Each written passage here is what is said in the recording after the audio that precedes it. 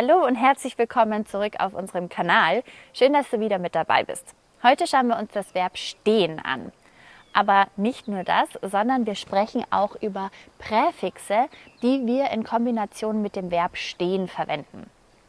Natürlich haben wir wieder ein kostenloses PDF für dich vorbereitet mit allen Erklärungen und auch Beispielsätzen. Den Link findest du in der Videobeschreibung. Und falls du neu hier bist, wir sind Laura und Theresa, wir sind beide Deutsch-Muttersprachlerinnen und ausgebildete Deutschlehrerinnen. Und jetzt lass uns direkt mit dem Video starten. Let's go! Fangen wir mit dem Grundverb stehen an. Stehen bedeutet, etwas ist aufrecht und bewegt sich nicht. Also zum Beispiel, der Stuhl steht am Fenster. Ich stehe in der Küche. Die Konjugation ist, er steht, er stand, er hat gestanden.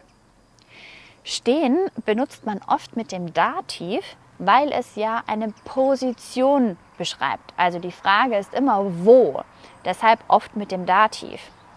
Der Koffer steht auf dem Tisch und nicht auf den Tisch oder so. Und jetzt starten wir mal mit dem ersten Präfix, nämlich bei. Also beistehen. Beistehen.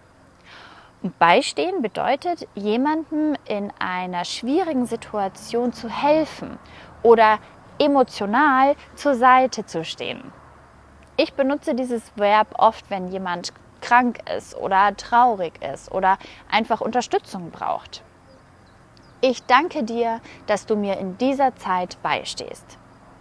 Sie stand ihrer Freundin während der Trennung bei. Oder er hat mir in der Prüfungssituation beigestanden. Das Verb beistehen ist trennbar und die Formen sind er steht bei, er stand bei, er hat beigestanden. Das nächste Präfix ist aus, also ausstehen. Ausstehen. Und ausstehen hat zwei Bedeutungen. Erstens, etwas nicht mögen oder nicht ertragen können. Dann in Kombination mit dem Wort nicht. Also zum Beispiel, ich kann diesen Lärm nicht ausstehen. Er kann seine Kollegin nicht ausstehen.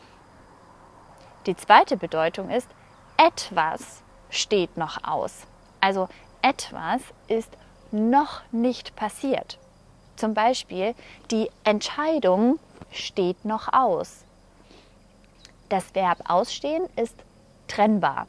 Die Formen sind zum Beispiel die Lösung steht aus, stand aus und hat ausgestanden. Das nächste Präfix ist ge, also gestehen. Gestehen. Und gestehen bedeutet etwas zuzugeben, aber oft etwas, was man lieber verheimlichen würde. Zum Beispiel kann es um einen Fehler gehen oder sogar ein Verbrechen oder auch ein Gefühl. Zum Beispiel, der Angeklagte hat seine Tat gestanden. Ich muss dir etwas gestehen, ich habe deinen Kaffee getrunken. Oder er gestand ihr, dass er sie liebt. Das Verb gestehen ist nicht trennbar. Das Partizip 2 ist gestanden. Er hat gestanden. Das nächste Präfix ist unter. Unterstehen. Unterstehen. Dieses Verb wird fast nur noch in folgender festen Phrase verwendet. Untersteh dich. Untersteh dich. Und du merkst vielleicht schon an meinem Tonfall und meiner Mimik, das ist eine Warnung. Es bedeutet, mach das bloß nicht, sonst gibt es Ärger. Ich gebe dir mal ein Beispiel. Du hast deinem besten Freund etwas sehr Persönliches erzählt. Jetzt sagt er im Spaß, dass er es vielleicht weitererzählen könnte an eine andere Person. Und du reagierst ernst und sagst, untersteh dich, das jemandem zu erzählen. Untersteh dich. Also, du verbietest es ihm, das Geheimnis weiterzugeben. Das nächste Präfix ist zu, also zustehen. Zustehen. Zustehen bedeutet, jemand hat ein Recht auf etwas. Das kann juristisch oder auch moralisch gemeint sein.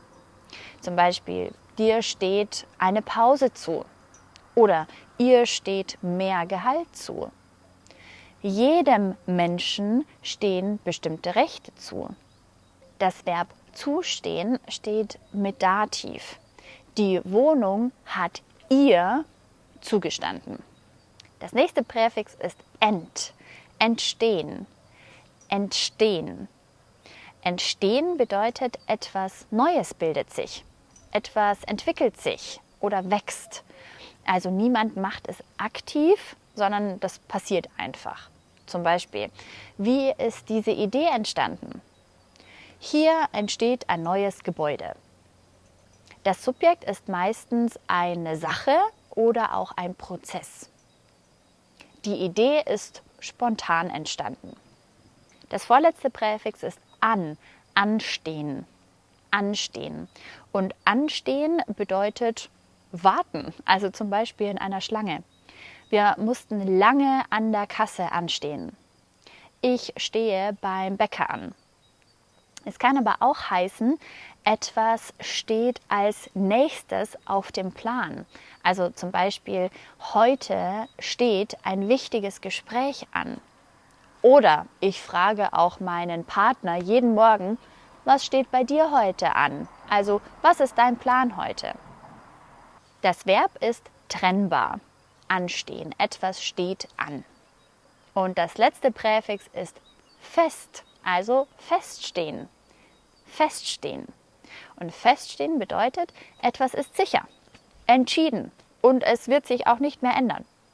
Der Prüfungstermin steht fest. Es steht fest, dass wir umziehen. Noch steht nicht fest, ob sie kommt. Feststehen ist trennbar. Die Formen sind, etwas steht fest, etwas stand fest und etwas hat festgestanden. So, jetzt kennst du 8 spannende Verben mit stehen, die du auf dem B2-Niveau wirklich kennen solltest.